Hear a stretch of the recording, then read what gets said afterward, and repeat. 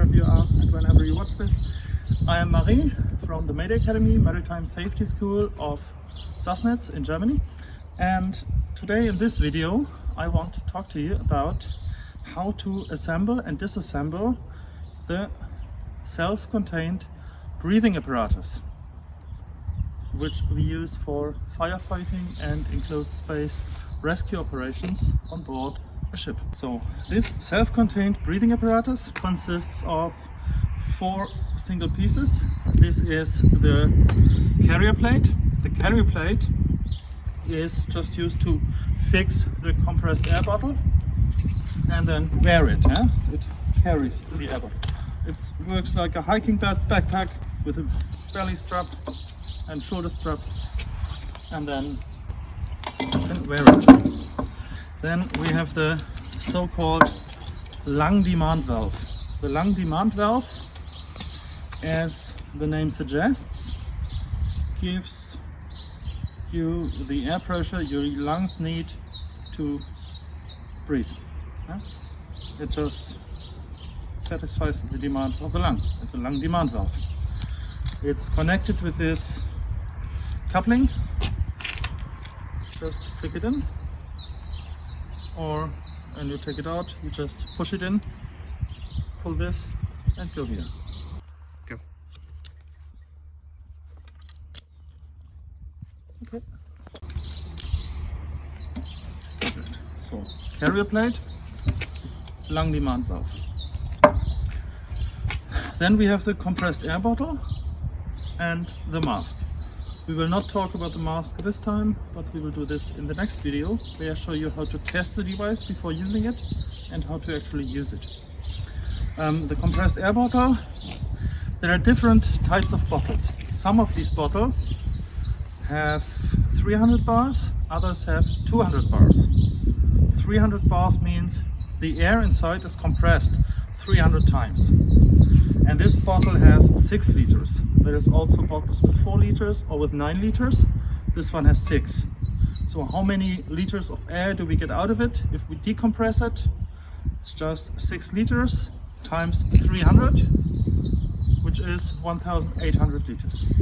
So we can breathe 1,800 liters of air.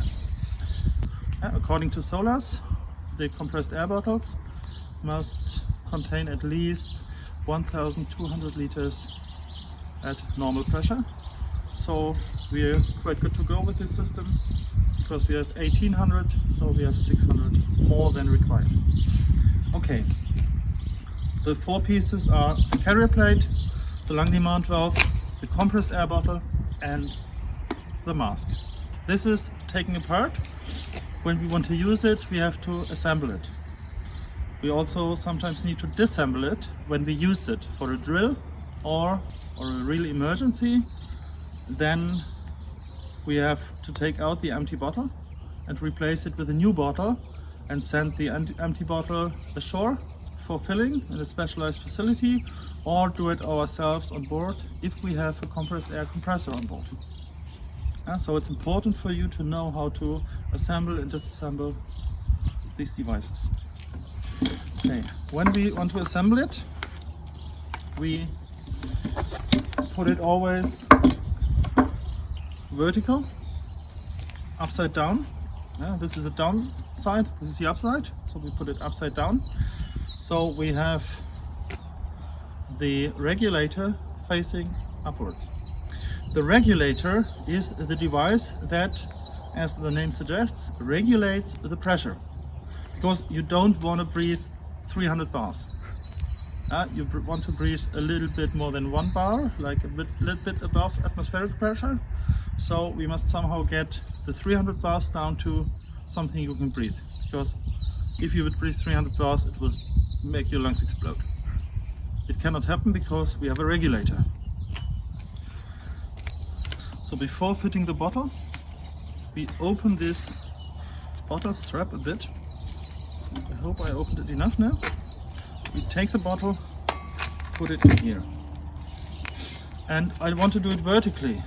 2 reasons. First reason is, if you would put it lying down and then you would scratch the bottle over this thread here, which would damage the parts.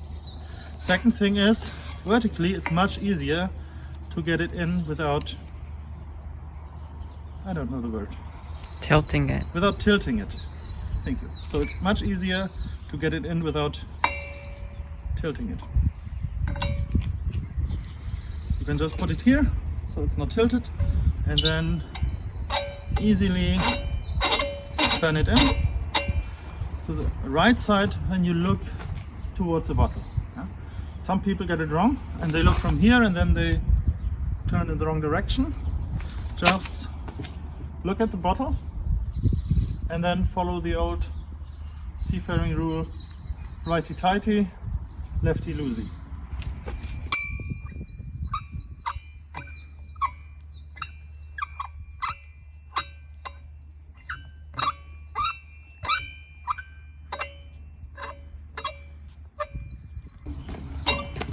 When it's not going easily, then it's either tilted or the thread is damaged. Most probably it's tilted, so just make sure you don't tilt it. We just fasten it hand fast, so as far as you can get with your hand force. Please do not use any tools like pliers or something. It will break the thread, you will not get it out again. The device must be serviced and parts must be replaced, so never ever please use tools on that. Always get it tight with your hands. It's enough, it's totally enough. Then we fasten the bottle strap like that. Okay, so now the device is ready to be used. Okay, so now once we used it, we have to replace the bottle with a new full bottle. So how to do that? Just the other way around. Open the strap, make it a bit loose, and then you can easily turn it to the left side when you look at the bottle. Sometimes it doesn't move, and then trainees ask me, oh, do you have a pair of pliers? And then I say to them, remember, when you think of pliers while doing that, then the next thing you think about is the pressure indicator, the pressure gauge.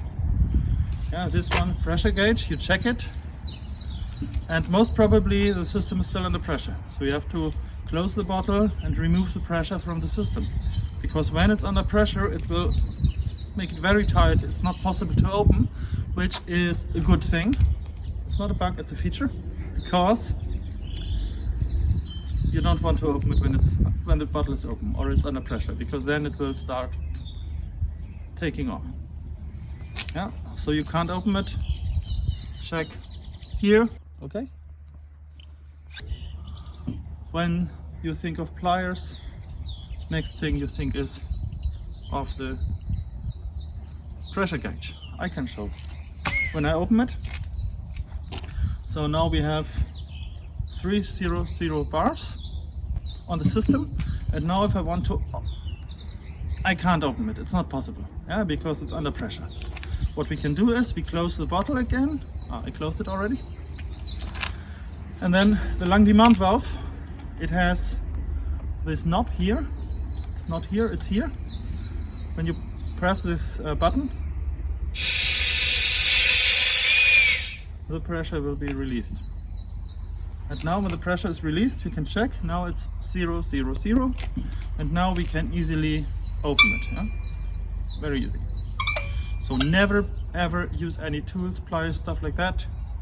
If it does not open, either the thread is damaged and the device must be serviced, or most probably you forgot to release all the pressure from the system, or you forgot to close your bottle. Okay, that's it. I hope you found this video useful for improving your SCBA and firefighting skills, and yeah, maybe you also want to have a look at our next video where I explain how to test the device before every use and how to use it. Bye bye.